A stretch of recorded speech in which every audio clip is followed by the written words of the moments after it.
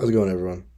Uh, this video is going to cover the dream offseason for the Kansas City Chiefs, my favorite team. Firstly, I wanted to point out that the salary cap is probably going to exceed 220 million in this offseason, but I don't know how to project that, and I don't know what it will stand at. So I'm just going to use what the salary cap is currently right now, and that is 208 million. Firstly, you're going to restructure Patrick Mahomes, Travis Kelce, Justin Reed, and Joe Tooney. All of these guys are veterans. Uh, Patrick Mahomes, Travis Kelce, and Joe Tooney obviously have had great seasons. Justin Reed hasn't had quite the season that I expected him to have after signing that rather large contract. But they're on a contract for next year, and they're veterans. And in the past, 2 years, Patrick Mahomes and Travis Kelce have signed or restructured their contracts for the betterment of the team. I don't see why that wouldn't happen this offseason, as we don't have a lot of money. I think Justin and Joe Tooney could very well restructure their contracts as well. So that's why I got here. After this, that's the cap would stand around 22, 23 million. But you're going to release MVS, who's been pretty disappointing this year. He has a 11.9 drop ball rate, which isn't very good for the amount of throws that he gets. Frank Clark, you obviously saved 21 million. I think it's a realistic possibility that the Chiefs could actually bring him back for a smaller contract, but saving 21 million when you cut him, that's a lot of money. So you're gonna do that. Releasing Clyde Edwards-Helaire, disappointment. As a Chiefs fan, I really do like Clyde, but he's just been a disappointment, and I don't see him being on the roster next year. I hope the best for him, but it just sucks that he hasn't been able to produce. Malik Herring, Jack Concrane, and Isaiah Johnson, all three fringe practice squad guys. Not really anything special. I think Malik Herring and Isaiah Johnson have played some games for us this year, but Jack, I don't think he's been on the active roster. I could be wrong about that, but I don't think I've seen him on the field this season. Josh Ricando, he's been a healthy scratch ever since he got drafted, it feels like. I didn't really like him coming out of college, and I still don't really like him. I don't. There's really no point to keep on the roster if he's not going to get any PT. So those are the releases and restructures. After that, the cap would sit at roughly 78 million plus 60,000, whatever. I don't want to say all the little numbers, but roughly 78 million. The resignings from the guys who are on the roster now, who I want to be resigned next year, would be Juju Smith-Schuster, Derek Nottie, Blake Bell, Jerick McKinnon, Tommy Townsend, Tershawn Turk Wharton, Shane Buechele, Garyon Christian. I think I spelled that guy's name wrong. Joe Fortson, Chris Lamons, and Nick Allegretti. All of these guys, I think, have played very well this season, except for obviously the backup guys, who I just think are solid veterans, like Chris Lamons and Nick Allegretti, Garyon Christian. Those guys are probably going to be backups, and I think they're solid. So, there's a couple things here. Shane Buechele, I have him getting a large contract by kind of the other standards of the other players getting 1 million, but Shane Buechele is getting almost 4 million because I believe our backup now is going to retire. He's, I think, 33, 34. I'm forgetting his name right now, but yeah, I think he's going to retire. Shane Buechele's been he surprisingly made the roster. Not only that, but he's been on the roster the whole year. I think that kind of tells you something. Like, the Chiefs don't want any other team to sign him off the practice squad. So I think he's the backup moving forward. And I think that's pretty cheap for a backup contract, but considering he's not really got any NFL playing time, I think that's pretty fair. Tershawn Wharton getting $4 million. I think it should be a 1 year deal because earlier or last season, and he got hurt really early in the season. I think maybe the first game. He looked pretty good, and he was the starting interior D lineman opposite of Chris Jones. So I think a 1 year prove it deal for $4 million, maybe a little bit less, maybe a little bit more. I think that's worth it. Tommy Townsend. I'm not really sure how much top tier punters are going for, but I think Tommy Townsend is in the top 10, maybe top 5 punters in the league. Maybe not the best holder, as we've seen, but he's certainly a good punter. Got a big leg. I think $3.6 million is definitely worth it. Jerick McKinnon. I was thinking about this for a long time. $3.5 million seems like a lot of money, but I remember the Chiefs gave Damian Williams $5 million over 2 years for 10 in total after 2019.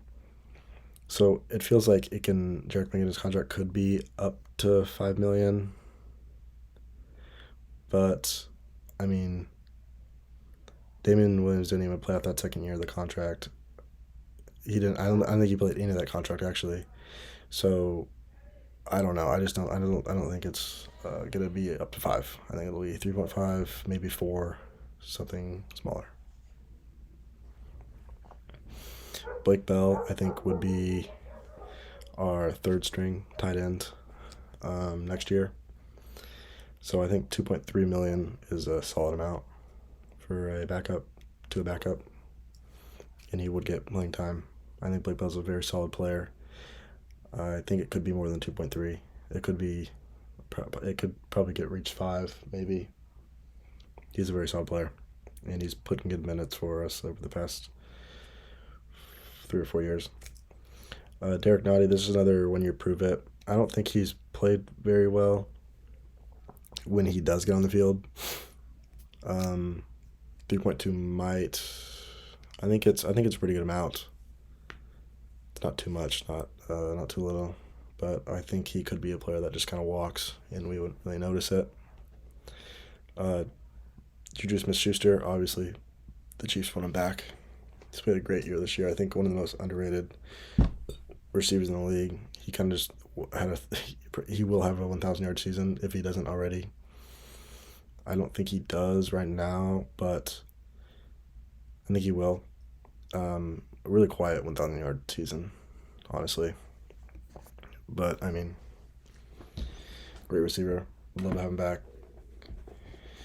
Great guy as well. These are the signings from free agency. These might not be too realistic, especially because I don't really know what all of these players would expect in free agency. But firstly, JaMychal Hasty. I think he'd be a solid number 4 option depth, pretty much, for our running back group. He has the ability to catch the ball. He's shown that with Jacksonville this season. Maybe a veteran minimum is too little. I think JaMychal Hasty is a very solid player. He's pretty young too. I don't think he's 26 yet. He might be 25. So I think he can get a pretty lucrative deal in free agency. But again, I don't know what these players get asked for, so I gave him a 1 year vet minimum. Darius Slayton. I think this is the most realistic number for all 5 of these players. Sorry. I don't think he's gonna get big money, but I think it could go around $10 million. I think if he does decide to sign with the Chiefs, it would be for a little bit less than that, just because he's playing with a better quarterback. Obviously, wants to win. I think that is one of the biggest reasons that a player would sign with the Chiefs. So maybe they wouldn't get a big offer. Jawan Taylor is one of the players that I desperately want the Chiefs to get for a starting right tackle. I don't know if he could play left tackle, but for a right tackle, I think he's been super, super solid for the Jags. And I'd love to steal him from an up and coming AFC team. Super solid player. I think 9.5 is a little bit low, but again, you're playing for the Chiefs. You want to win. I think that's a pretty good offer. He could, since it's kind of hard. Right tackle is a very weird position where some people think it's more important than others, but I think Jawan Taylor's contract could reach upwards to 20 million. If the Jags really want to keep him, I think they could offer him 20 million. He's played very solid piece, and I think that's pretty much all you need at right tackle sometimes. Is a solid player that can get the job done, and I think that's what Jawan Taylor does. But I'd love for the Chiefs to go get him. Adrian Amos, I think, is a must get for the Chiefs, concerning how poor the Chiefs secondary has played, or not secondary, sorry, how poor the safeties have played this year. Justin Reed signing was really, really bad. I didn't understand it, but Adrian Amos, the steal is a lot less than Justin Reed. Justin Reed was 30 million over 3 years. This one's almost 8 million over 3 years, a little bit over that. And I think if you accept this, you obviously want to play for the Chiefs, but he is on the older side of 30, I believe. So at the end of this deal, they'd be 30. Adrian would be 33. So I don't think this is a bad offer. I can definitely see it being more. I keep saying that, but all these offers, like I said, I don't know exactly what the offer will be, what their number will be. So I kind of just put it to the lower side, which is kind of bad of me. But like I also said, I don't know what the salary cap is going to be in 2023, and obviously it's going to be a lot higher. So I kind of just went a little bit lower on these numbers just because they probably will go a little bit higher when the salary cap goes up. So I think it kind of evens out. And the last one I have here is Zach Allen, who I think would be a perfect fit for this team. He could play inside or outside D-line, 3 tech, or 6.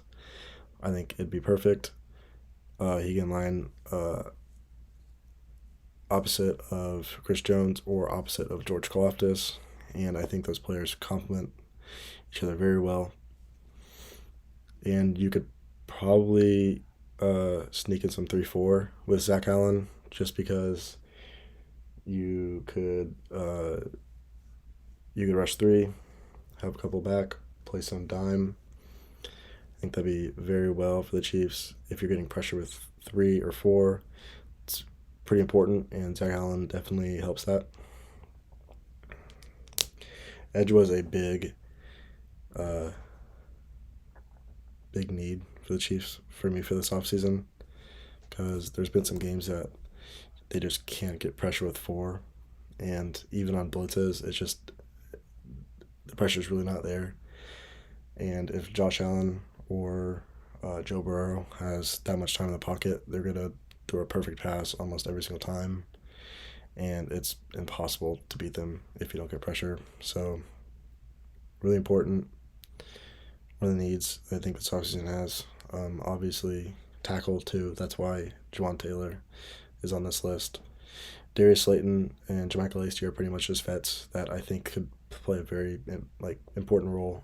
If a couple guys go down with injuries, or we don't end up re-signing them, I think they could play a vital role. This is the draft part. Oh, and after the signings, the cap would stand at around 4 million, a little bit more than that. So, 4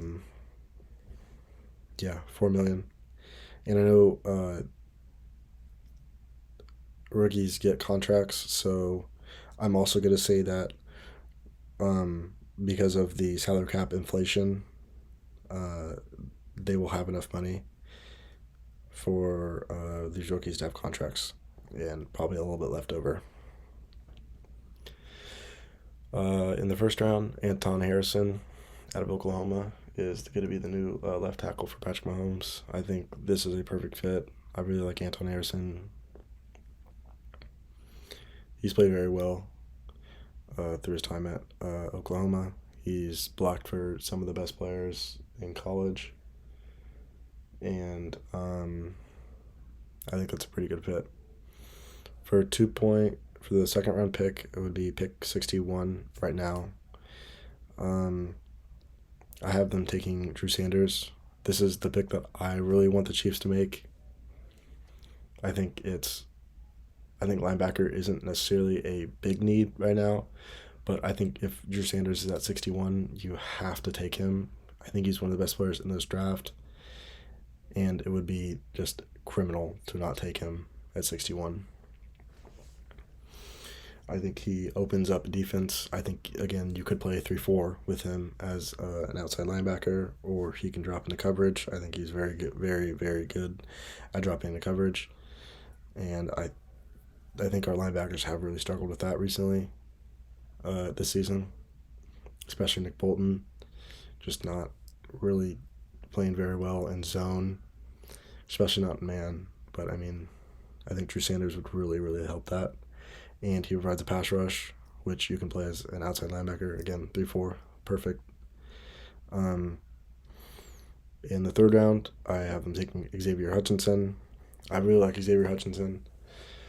I think he's a big target, and I would love to see a contested catch guy on the Chiefs for Patrick Mahomes.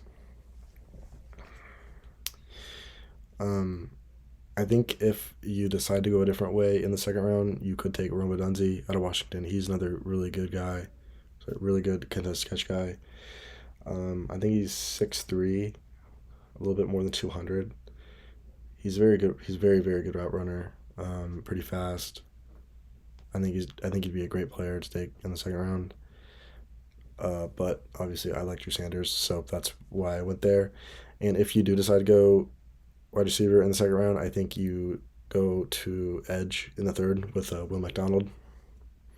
Not my favorite prospect, but I think he's pretty solid in the run game, and he does provide a pass rush, which the Chiefs really need.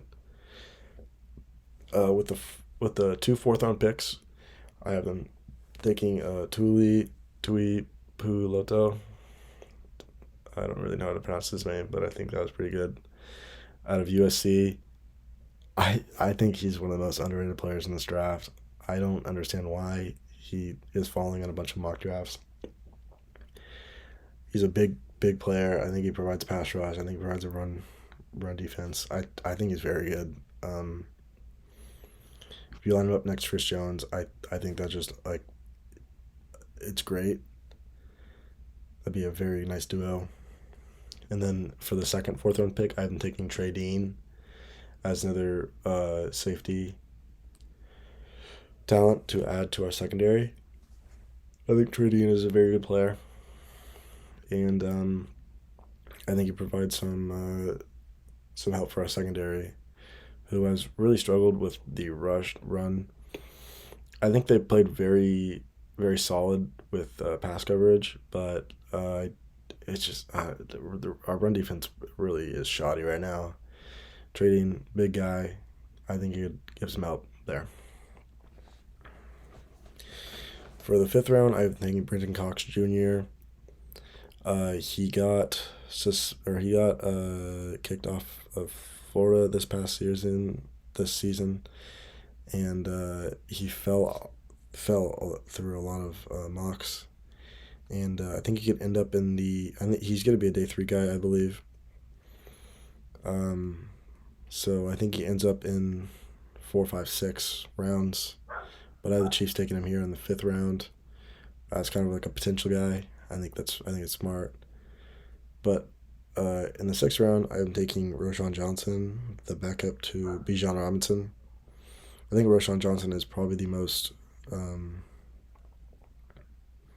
undervalued running back in this draft. I think he could be the second best pass catching running back, other than Bijan Robinson, obviously. And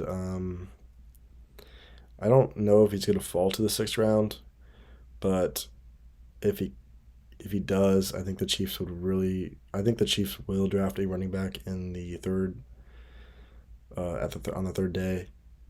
Not because they really need one, just because it's like it's depth and maybe they could be something special.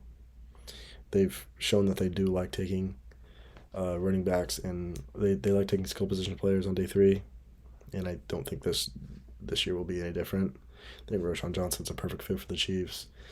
I think someday he could be a starter if Jerick McKinnon leaves. I think Roschon Johnson is a perfect replacement for their third down back if Isaiah Pacheco doesn't develop as a catcher out of the backfield. In the seventh round, I think Nick Herbig is another very, very good pass rusher. He's very small at, I think, 6'2", 227, maybe. That's very small for defensive line, and I do think that will cause some problems. But I think the talent is there, and seventh round is a very good spot for him to land. I think he kind of serves as a more of an outside linebacker in this day and age in the NFL than a on the line player, because he's just gonna get dominated every single time. The ball's gonna get ran to his side every single time. He's not big enough, so an outside linebacker really does make sense.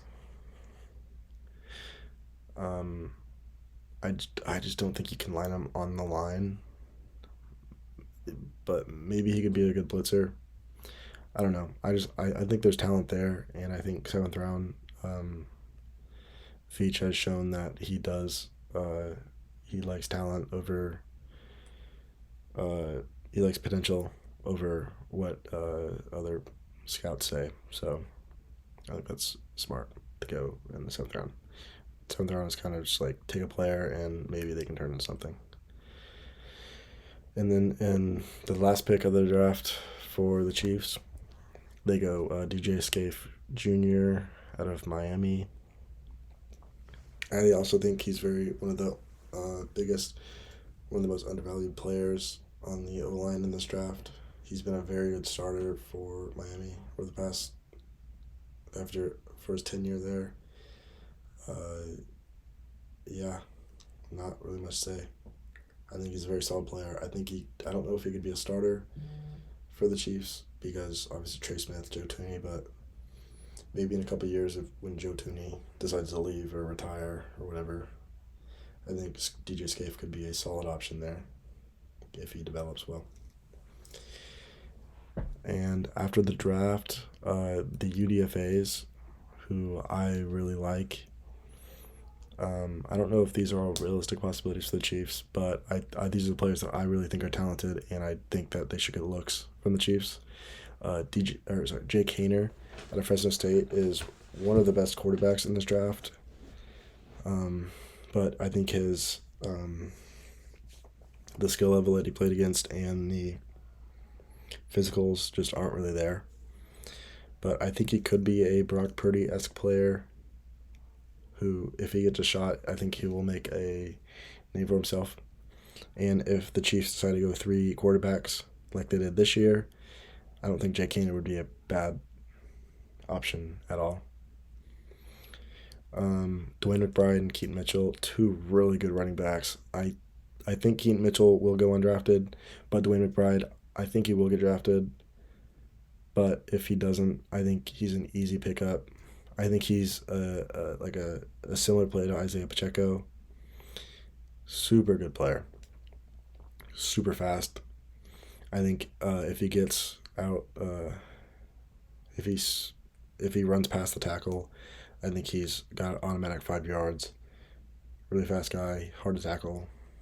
I really like Dwayne McBride. Big guy too. This is the most interesting player that I have here, Hunter Lupke out of NDSU. I think I want the Chiefs to end up taking him. as a replacement to their current fullback Michael Burton. I think Hunter's a really good option. I think he's pretty much a fifth running back on the team, but really good. He's pretty much a fifth running back and a fifth tight end if needed. I don't know how well he is at blocking. I haven't really watched that much of him, but from what I've seen, his ability to run and catch balls, insane. I think he's a really good. I think he's probably the best fullback in this class. And if the Chiefs decide to move on for Michael Burton, I think they have a running back slash fullback slash tight end waiting for him in Hunter Lupke. Puka Nakao, I don't know how to pronounce his name, but I've really liked Puka this whole season. I think he's a great player, and he's going to be a very good player for whatever team decides that he is right for them. I don't think any of these wide receivers would make it to the Chiefs, but if one is, I think Puka Nakao, Nasiao, I don't know if that's his name. Puka, very talented guy, really good route runner. I think he's fast. He's very fast. I think he's 6'5", something like that. Huge target, maybe 6'3", I don't know, but really good player for BYU. He's been used kind of like a gadget player too, so I think having that as well is really important. Kamari Averett is a tight end for Beth Cookman. He's played really good this season. I don't think the Chiefs will go tight end in the draft, but maybe for a practice squad UDFA, I think Kamari Averett would be a very good option.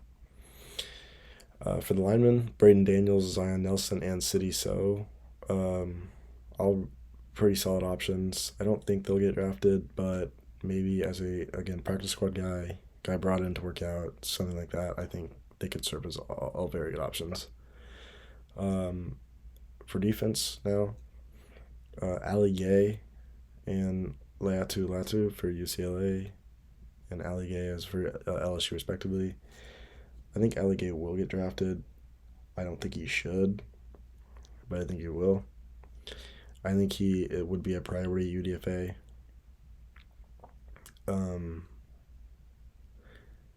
If the Chiefs don't decide to go edge early, I think Ali Gay would be a good option for him after the draft.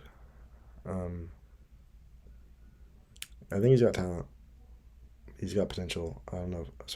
I think he's got potential. I don't know how much talent's there, but could be an option.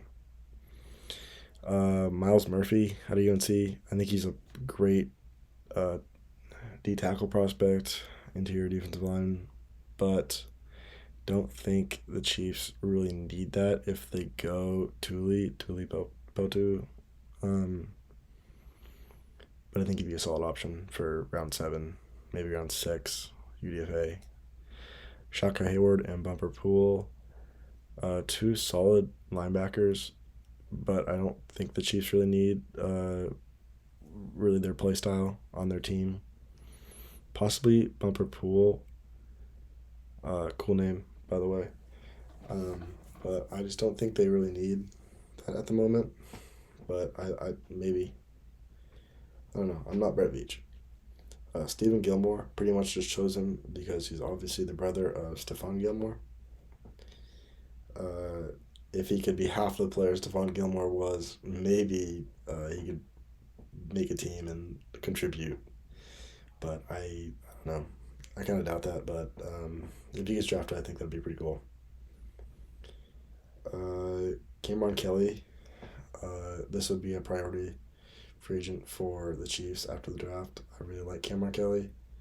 Can play both safety and corner, and I think this would be a easy signing to make the final roster for me for the Chiefs. Xavier Henderson for Michigan State is another really good player who I think will be undrafted if he enters the draft.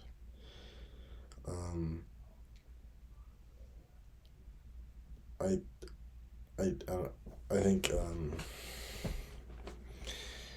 I think the Chiefs really need a safety, but with if they do sign Cameron Kelly as a UDFA, don't think you really need another safety, considering they have four on the roster. This is the starting lineup that I've created from all these signings. I think if Tuli Tuipulotu, I hope that I'm pronouncing the name right, if he is drafted, I think he could replace Turk Wharton if Turk Wharton isn't playing up to standards, considering he's coming off a ACL injury, I believe, or Achilles, something. It was really bad. So I think that's a possibility. Maybe Zach Allen moves over to IDL, and then an edge player would take a spot, like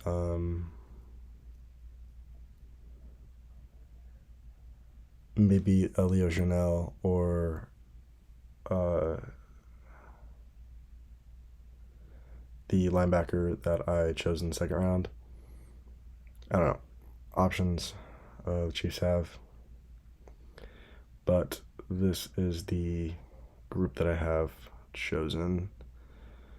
I think maybe Kadarius Toney could replace Darius Slayton as a starter. And maybe Brian Cook could replace Justin Reed as a starter, but I think because Justin Reed's getting paid so much money, I don't think that's really realistic. But the two offensive tackles, I have them being replaced. So this would be the depth chart, and I'm starting off with special teams. This is the exact same special teams that they have currently. Obviously, I don't want Sky Moore returning in more kicks, so maybe that's changed. But I just kind of copy and pasted what I saw from this season into here. Here is the offense. So some things that have changed are Hunter Luepke at fullback. He made the team, like I said. Roshan Johnson would be the third running back, and Jamarcus Lacey would be the fourth. I could see Roshan moving up to second if Jarek has taken a step down because he's going to be 31 next year. Shane Michel's QB2. Xavier Hutchinson is wide receiver 6, I believe, in the year. Darius Slayton 4, Kadarius Toney 3, Justin Ross still makes the roster in here.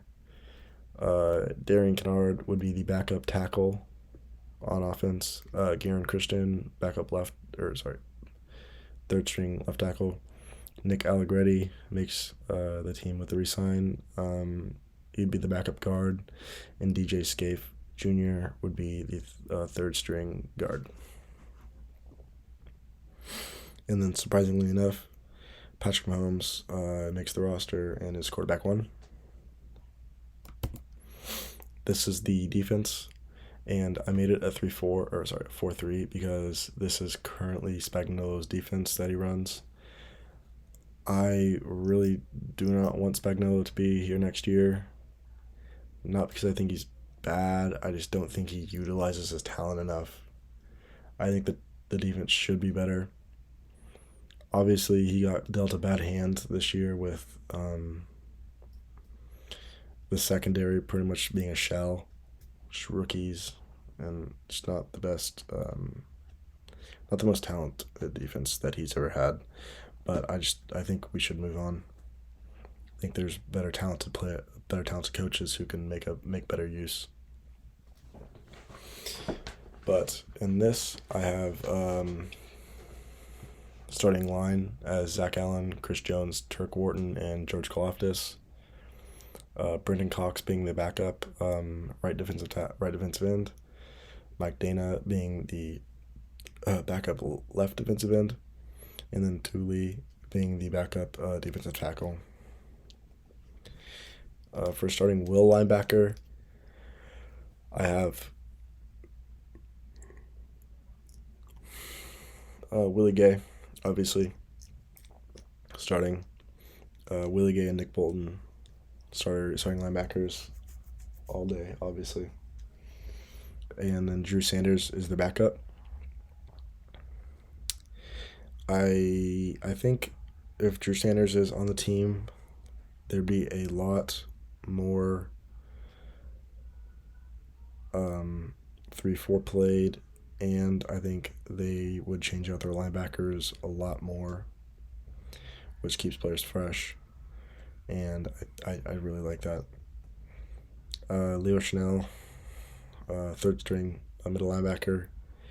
At starting Sam linebacker, I have Leo Chanel because he looks really good as a pass rusher.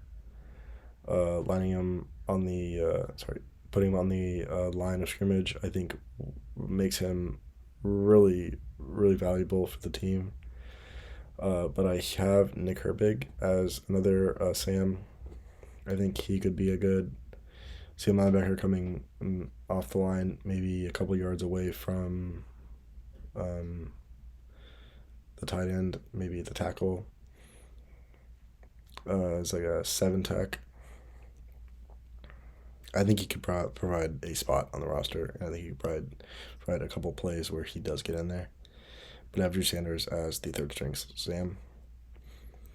The cornerbacks are pretty much all the same: Trent McDuffie, Joshua Williams, Lyrius Sneed, Jalen Watson, Chris Lamons. But I have Cameron Kelly making the team, like I said previously, and Adrian Amos is the new starting free safety. Trading is his backup, and Cameron Kelly is the third string safety. And sorry this was so long, but that's the video that I have for today, guys. I had a lot of fun making this, and if you guys comment another team, I'd love to make a pretty much dream off-season video, and I can make another video like this just for another team. I think that'd be really fun. But thank you everyone for watching. Have a great day.